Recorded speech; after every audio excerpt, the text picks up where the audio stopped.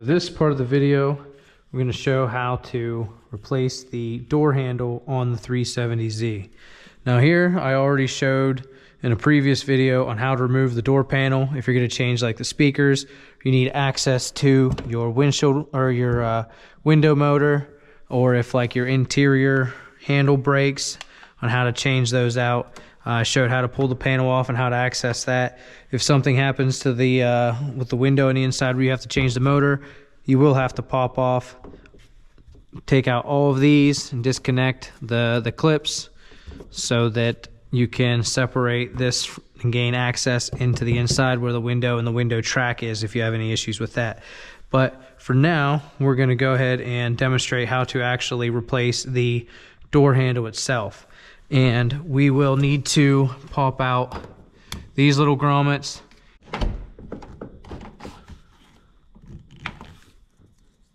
This is just a little rubber type grommet.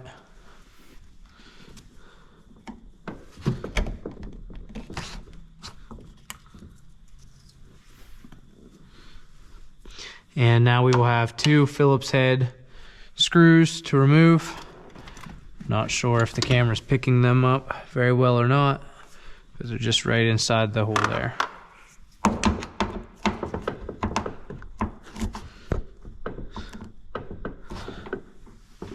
Let's see, we may just be able to use, yep, we can actually just use the 10mm socket to remove.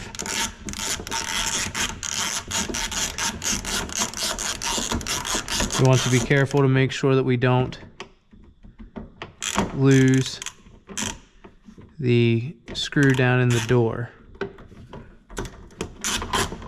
So I like to rethread just a little bit so that I can get a good grip on it whenever I go to remove it.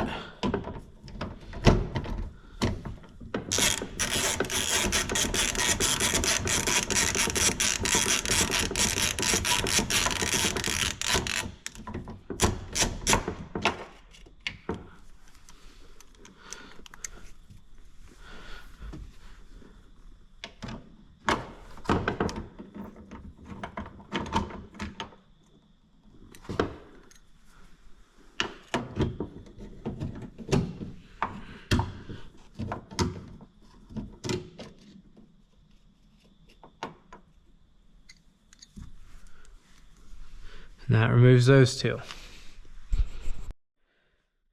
Okay, now that we have our two 10mm bolts out of there, we're going to go out here onto the door handle. We're going to lift up and we're going to pull out on the bottom. We're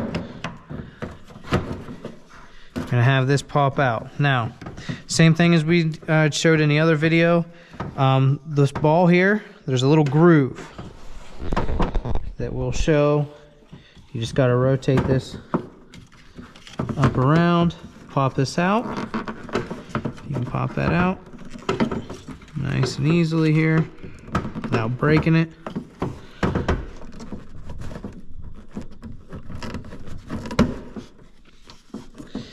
And then you can level it out, pop the ball out. Okay. Now for this next part, looks like we got to remove two Phillips head screws. Alright, so I tried two different screwdrivers. Neither one of those seemed to be working. It seems like these screws are just rusted on there. So we're going to try something a little different. We'll put a little bit of PB Blaster on here. Maybe it breaks it loose. If it doesn't, we will use a cutting tool and we will cut a square side on this. We'll get a pair of pliers on there and we will twist them out, and then we'll just have to go and buy new screws to replace with these, if that has to be the route we take. Assume that normally most people aren't going to have a cutting tool like this, but you may have a little electric Dremel that you can use. I'm going to start off with just by putting a cut right in the middle, like I'm going to try to do a map sensor. On a lot of Hondas, they just come with a rivet in there, and so you cut like a slot in the middle, and then you can get a screwdriver in deeper and remove them. So I'm going to try to do the same kind of concept here with these. because these keep wanting to strip. So I'm just gonna put the slit down the middle. Like I said, if you have just a regular small Dremel, that'll probably work just the same as this.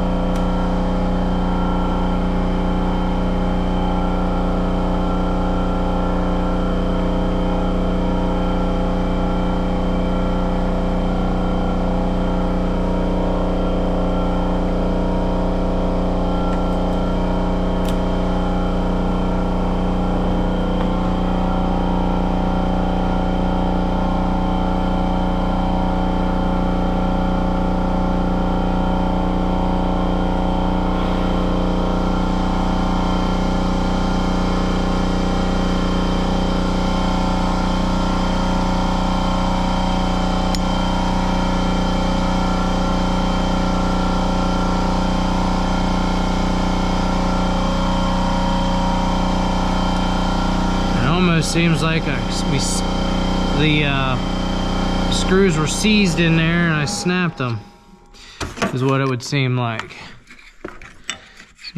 So it does. Seems like they were seized in there. When I cut them, I can now actually get enough torque on it. And I think we broke it. We broke the bolt inside.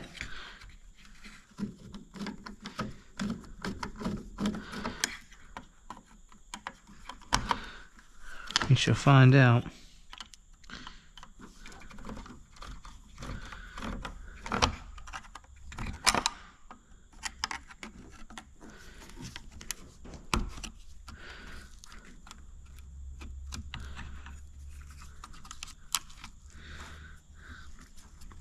Yeah, the whole piece snapped there. Normally, you should just be able to loosen this one here, take that one out, and then you can pop your lock out. And then you're good to go.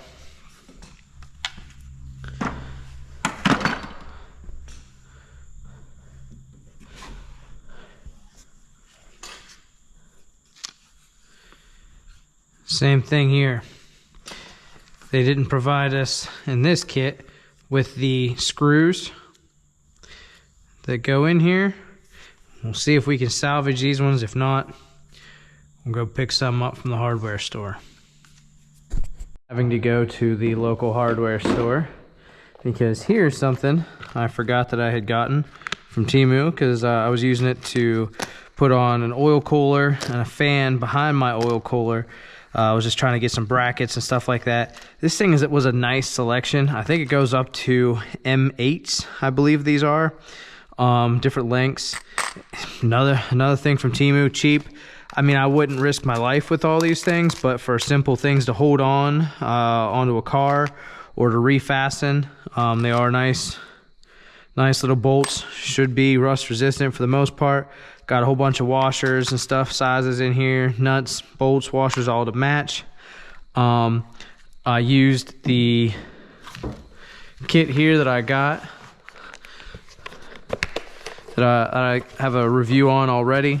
I pulled this out, which is very nice. I use this to find anything that I break. Break a bolt, snap a bolt, lose a nut, lose a bolt.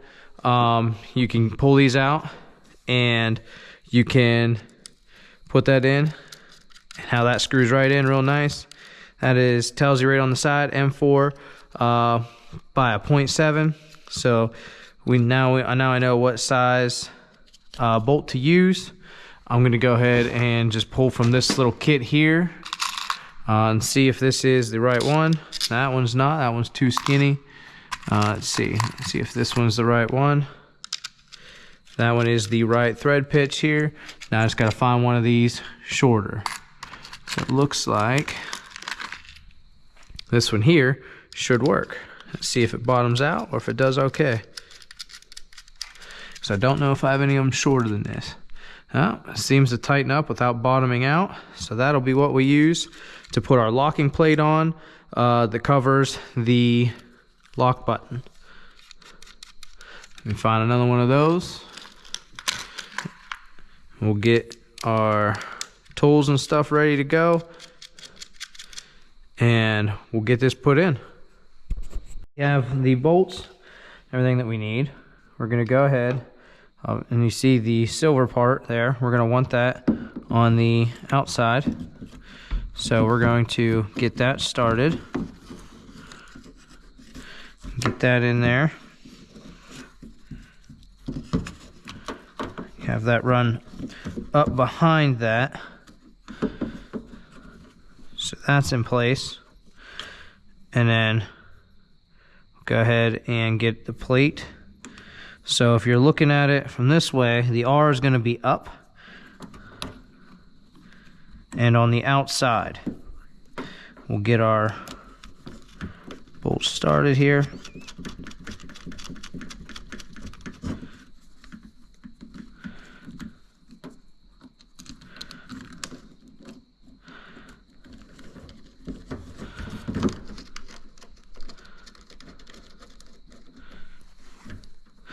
And we will snug those up.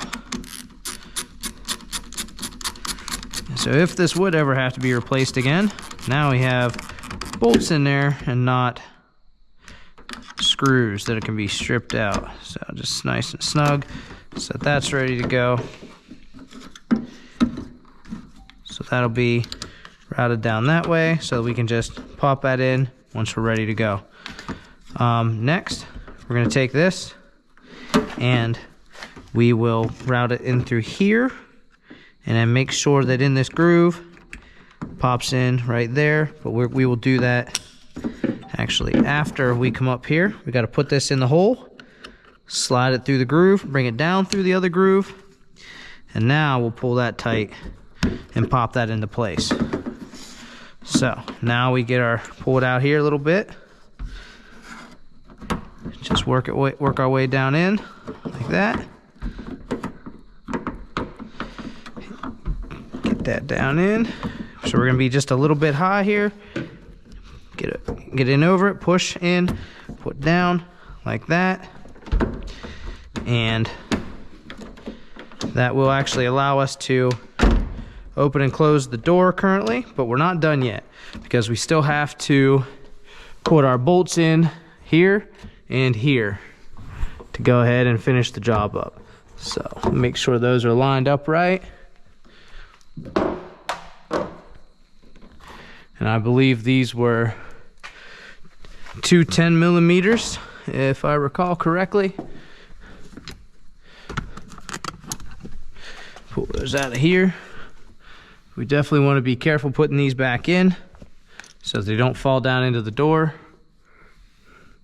I know the lighting is, move these lights over here so we can see up in. Right there, the holes will line up. Right there. So you should be able to see the holes. Get these in here.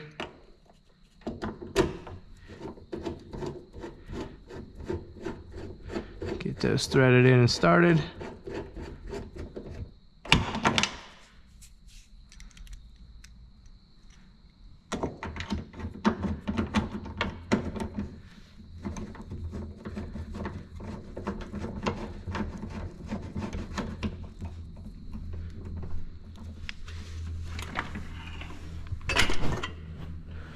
Just give them just a little snug. You can definitely feel when to stop turning on those. All right, and then we'll put our little rubber grommets back in, and then we should be done. Just as a little demonstration, door shut, outside nice and solid. There we go. And I don't have the battery connected, so I can't demonstrate that, but it's just a simple button push and electronically sends the signal to unlock and not unlock. But mechanically, works fine.